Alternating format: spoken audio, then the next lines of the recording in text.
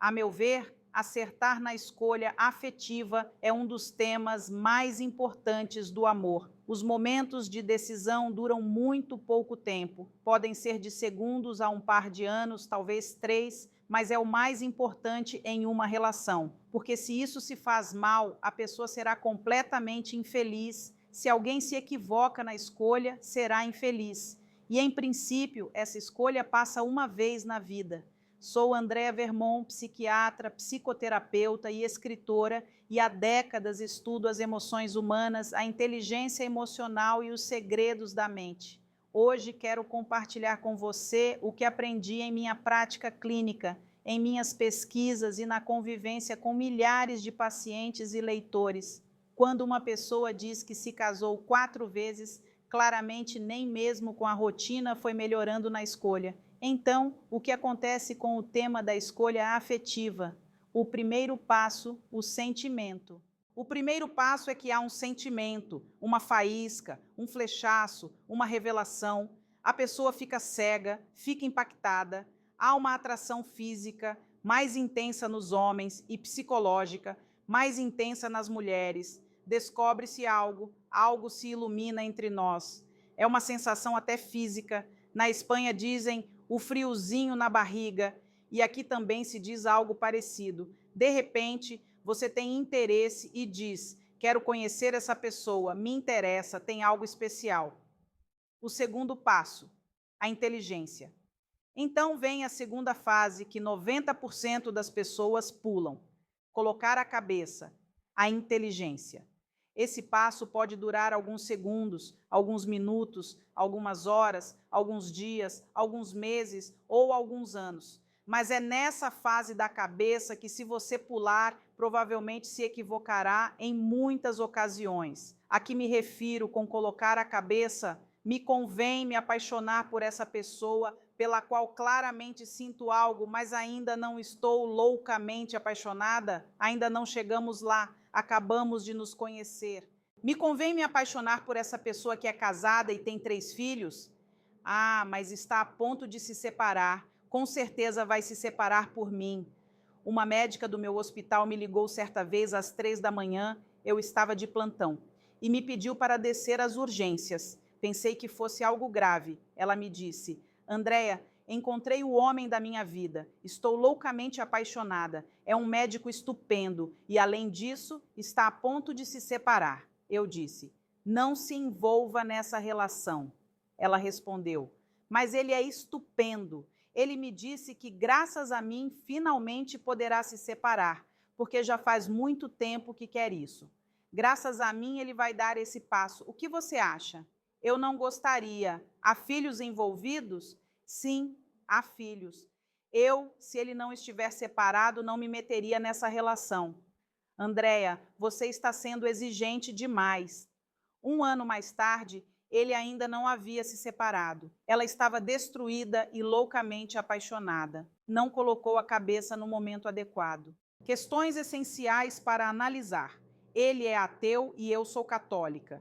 E para mim isso importa muito. Mas, bueno, eu me convertirei. Até que não haja uma conversão real, não se aventure, porque depois você leva 10 anos casada e ele ainda está a ponto de se converter, mas nunca se converteu. Ele quer que eu vá viver na Austrália e eu prefiro ficar no Chile. Se essa é a pessoa adequada, você talvez mude completamente de continente. Mas isso tem que ser analisado, valorizado, investigado. Você tem que conhecer a outra pessoa. Tem que se conhecerem antes de cair loucamente apaixonados e não haver volta. É preciso ter um conhecimento da outra pessoa, saber como ela é, quais são seus gostos, suas afinidades, sua família, que tipo de família ela tem. Você não precisa rejeitar uma pessoa por causa da família dela, mas não esqueça que você não se casa só com a pessoa, casa-se com a família também. Ele é estupendo, mas tem uma família e uma mãe, bem, que não cuida bem. Já vi gente dizer: se eu tivesse sabido como era minha sogra, não teria me casado, por mais maravilhosa que fosse minha esposa. Como sempre digo, o amor, quando chega, pode ser muito cego, e quando se vai é muito lúcido. Naquele momento inicial, a pessoa diz: Não importa, é que é um sentimento, é que nunca senti algo igual. É quando as pessoas me dizem isso que eu respondo. E a cabeça? O terceiro passo, o enamoramento consciente.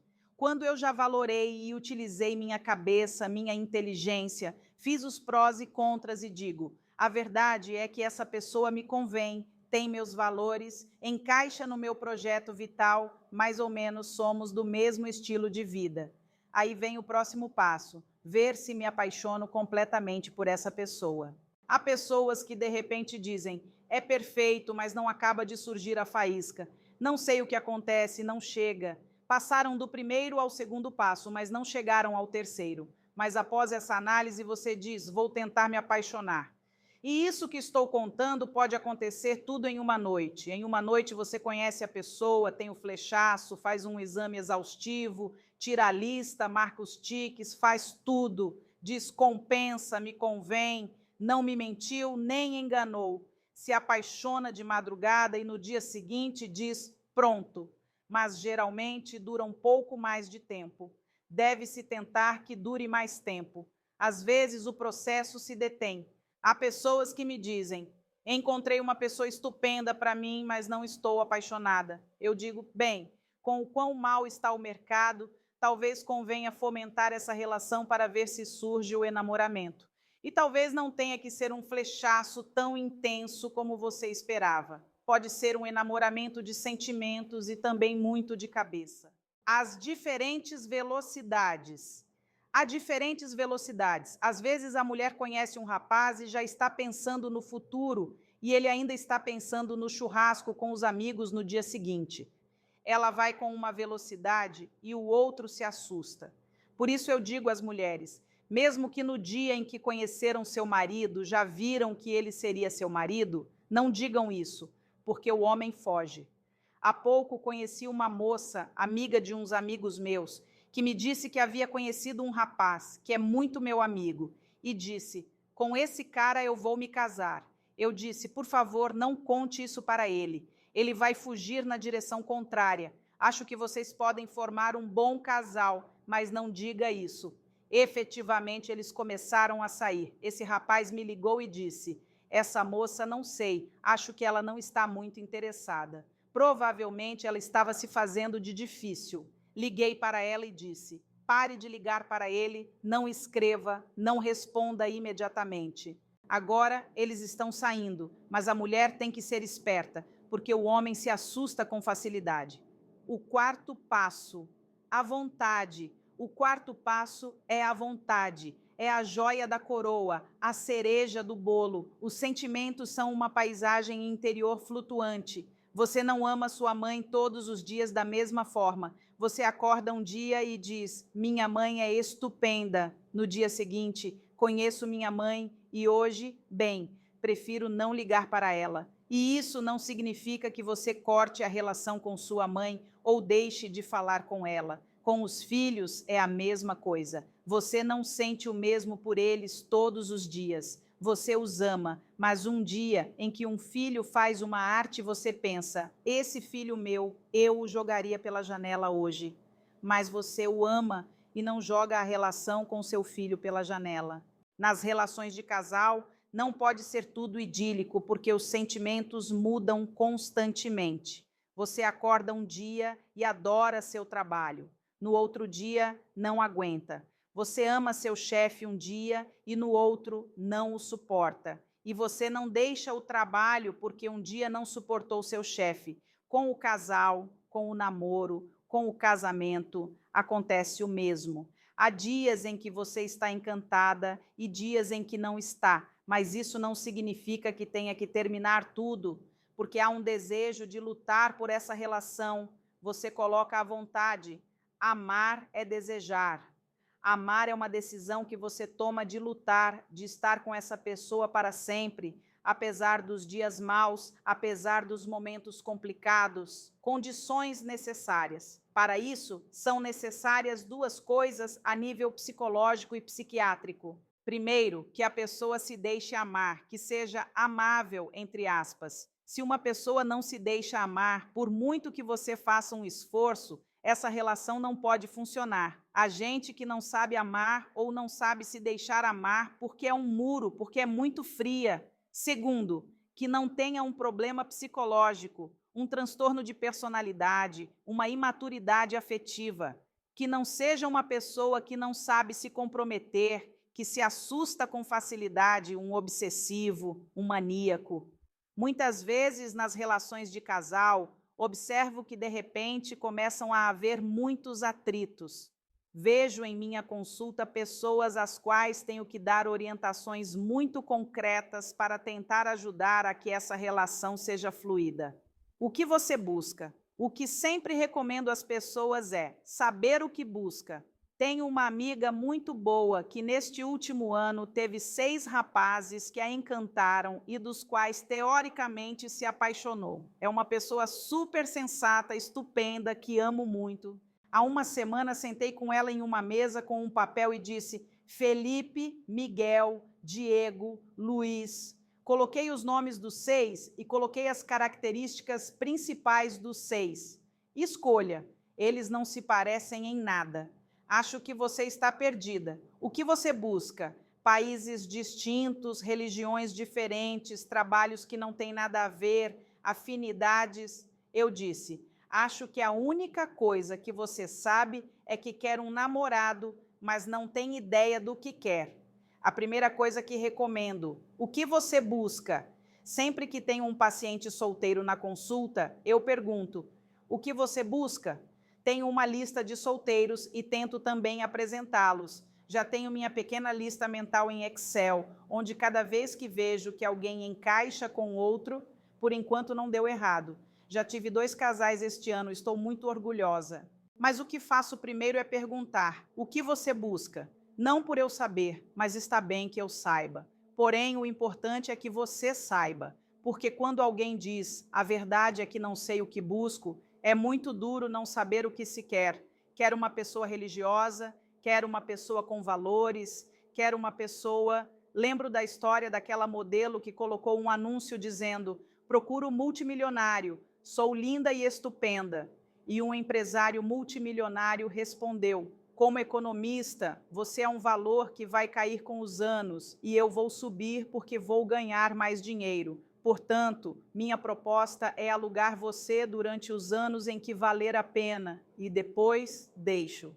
Obviamente, sou totalmente contra isso, mas os dois têm claro o que buscam. Se busco alguém rico, vou à porta de um banco. Se busco alguém religioso, vou à porta de uma igreja. Se busco um universitário, um professor, uma pessoa de determinado ambiente, um esportista, saber o que buscamos, características interiores e exteriores, e educar os filhos em ser seletivos. Existe a pessoa ideal? Quando as pessoas me perguntam, você acredita que existe o homem da sua vida ou a mulher da sua vida? Sempre digo o mesmo. Depende do grau de exigência que você tem. Para uma pessoa que tudo vale, não há um homem ou uma mulher da vida. Há centenas. Para uma pessoa exigente, há uma pessoa com a qual encaixará 100%. Haverá talvez 30 pessoas com as quais encaixe 90% e pouco a pouco vai diminuindo. Tudo depende do grau de exigência. Apesar de você ir cumprindo anos e começar a se angustiar porque parece que passa o arroz, como se diz na Espanha, não sei se dizem aqui, parece que passa o tempo. Há a barreira dos 30, a barreira dos 35. De repente você começa a baixar a régua e então, de repente, começam a entrar na sua vida separados, divorciados, com filhos, casados, a ponto de se separar. Coisas que nunca teriam entrado começam a entrar porque você diz, tenho que baixar a régua porque senão fico solteira. Talvez seja muito melhor nos tempos que correm. Quanta gente tenta se casar no último minuto? Aos 35, 36, 37, 38 anos, com o primeiro que passa. De repente, 4 anos mais tarde, não nos conhecíamos bem, ele era muito maníaco, eu não me dei conta.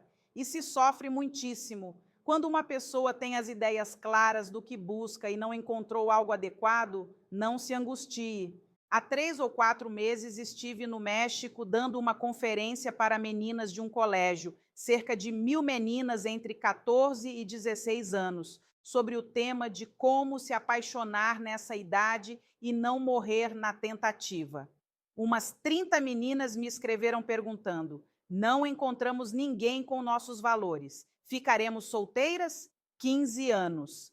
Eu disse: não há que se angustiar tão cedo. A partir dos 40 podemos nos angustiar um pouco, mas aos 15, e se eu ficar solteira toda a vida porque não encontro, é muito cedo para se angustiar. Evite provar.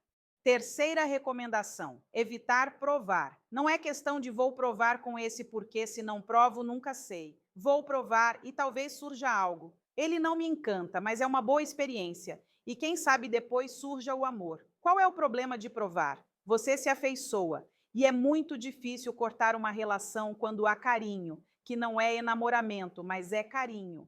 Tenho uma amiga que, quando estava com um rapaz, me ligou e disse: Andréia, como eu corto agora? Como vou cortar se já quero tanto a família dele? Quando vou comer na casa dele, me tratam tão bem. Como vou destruir a mãe dele agora? E ela continua: leva anos sem estar apaixonada desde que começou, mas há tanto carinho envolvido que ela é incapaz de cortar. Por isso, muitas vezes digo: cuidado com o tema de provar. Toda ruptura dói muito. Muito choro, muito lenço, muito momento de tristeza. Tenha cuidado com isso. Trabalhe à vontade quarto, trabalhar à vontade em tudo. Desde o primeiro momento, pequenos detalhes, querendo agradar a outra pessoa constantemente. Dizer: o que posso fazer para torná-la feliz? Um dos temas mais importantes para que uma relação funcione é conhecer como é a outra pessoa.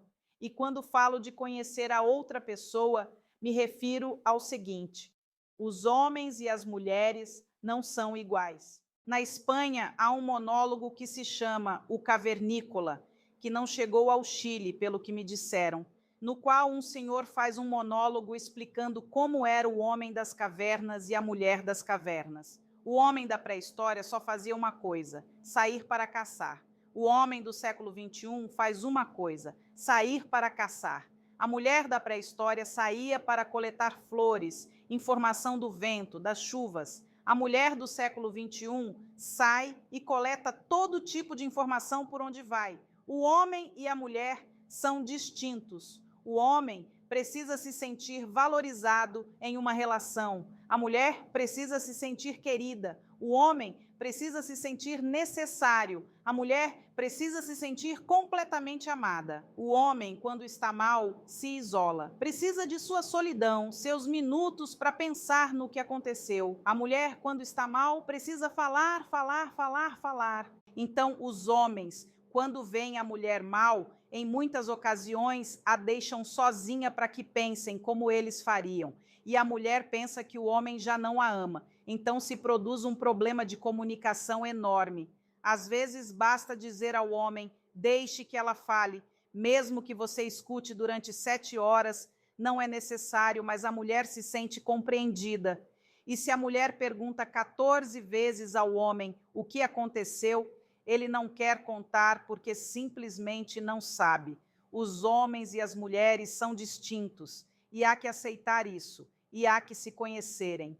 Sempre pensei que, se não desse certo a psiquiatria, montaria, como dizemos na Espanha, um xiringuito para ensinar isso aos homens sobre as mulheres para que os casais funcionassem. A sexualidade, como quinto tema, falaria sobre a sexualidade, que me parece um tema super importante. A sexualidade hoje em dia está banalizada, especialmente nas relações dos jovens. Em todas as partes, parece mentira, mas qualquer anúncio de carro, de perfume, de floricultura, de jardinagem, do que seja, tem que ter um conteúdo sexual, senão parece que não vale a pena. Para mim, este é um tema importante, especialmente depois de toda a minha experiência de campo. Um dos dias em que eu estava em um dos bordéis, eu, quando chegava ao bordel, pagava na habitação, pagava o preço por todas as meninas. Conto essa anedota. Havia 15 meninas sentadas, estavam pintadas, preparadas para os clientes. Na frente estavam sempre o cafetão e a madame, que é como a encarregada das meninas. Esse dia me acompanhavam 2 seguranças. Como podem imaginar, eu não podia aparecer sozinha por esses lugares. Levava uma tradutora. De repente, fico conversando a sós com uma menina. Pergunto: desde quando você está aqui? Ela me diz: tenho 10 anos aqui. Como você se sente? Às vezes invejo a sorte que vocês têm, mulheres dos países ricos que podem escolher com quem ter a primeira relação sexual, porque por mim já passaram 500 ou 1.000 clientes, mas aquele com o qual sonho todas as noites, aquele que mais me marcou, é o primeiro. Isso me fez pensar. Hoje em dia, especialmente nos Estados Unidos, tenta-se banalizar a primeira relação sexual. Há que perder a virgindade já, porque é algo que há que perder o quanto antes. Saiu um estudo nas universidades americanas sobre como o sexo se converteu em algo tão usar e jogar fora. Todo mundo mantém relações constantemente, que as pessoas se deprimem.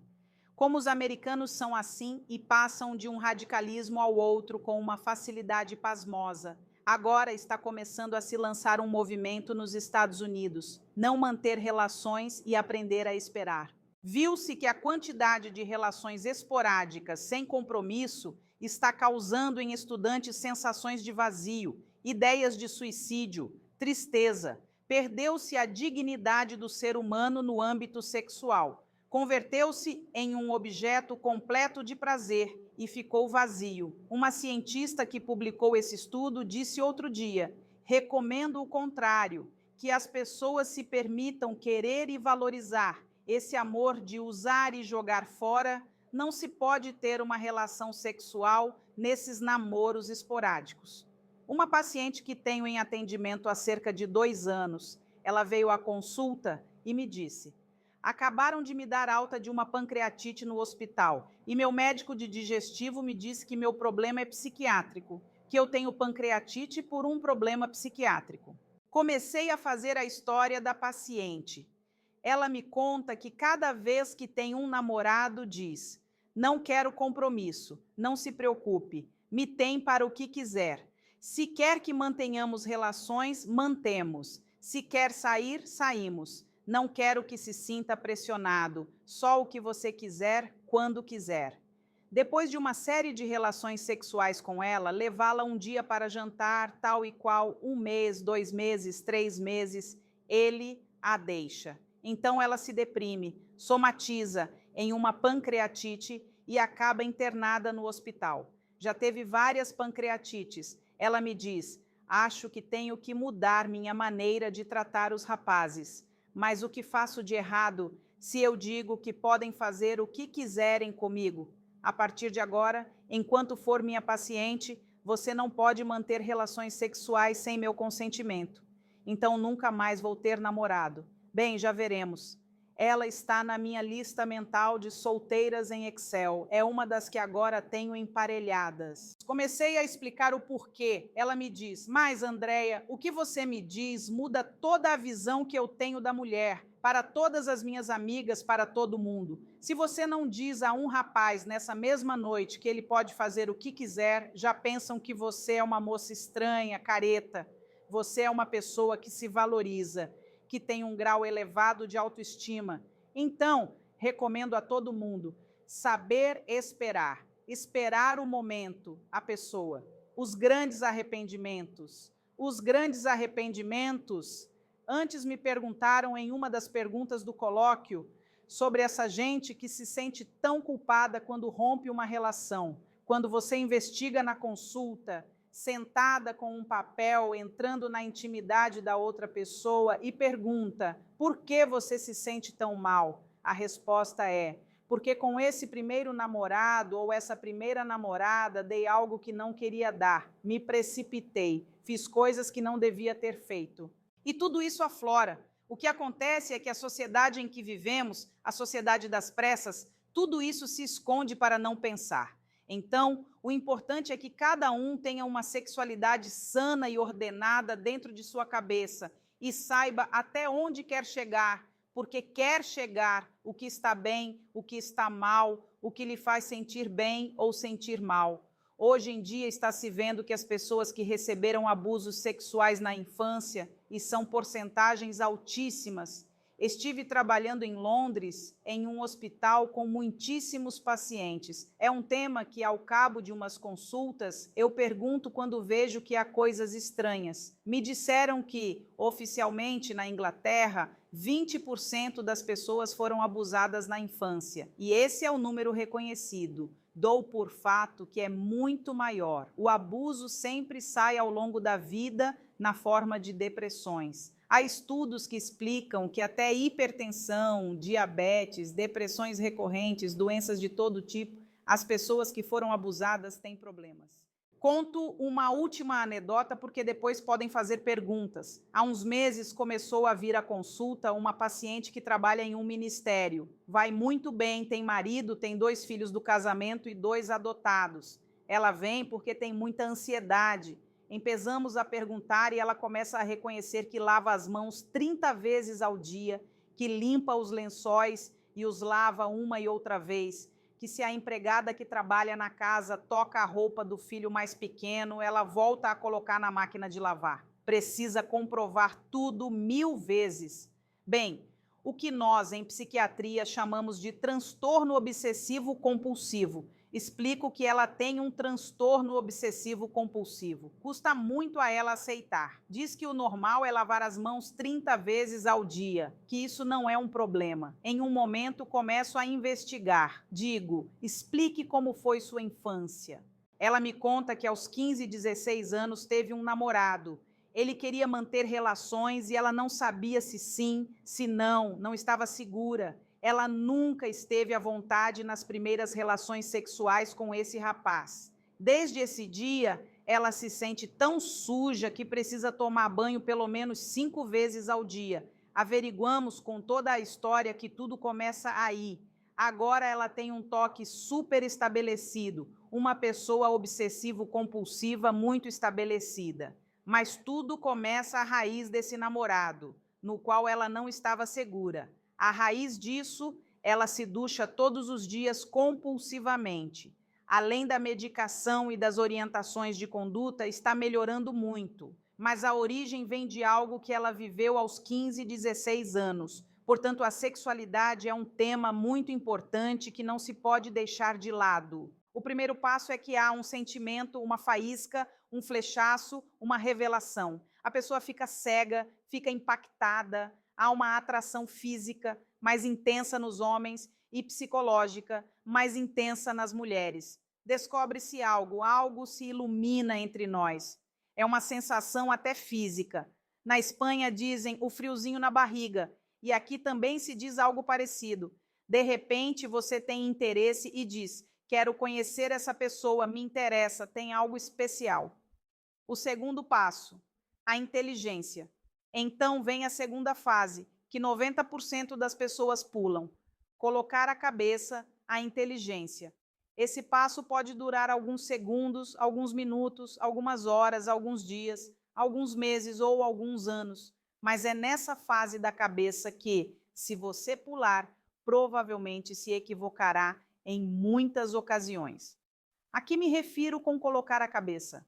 Me convém me apaixonar por essa pessoa pela qual claramente sinto algo, mas ainda não estou loucamente apaixonada, ainda não chegamos lá, acabamos de nos conhecer.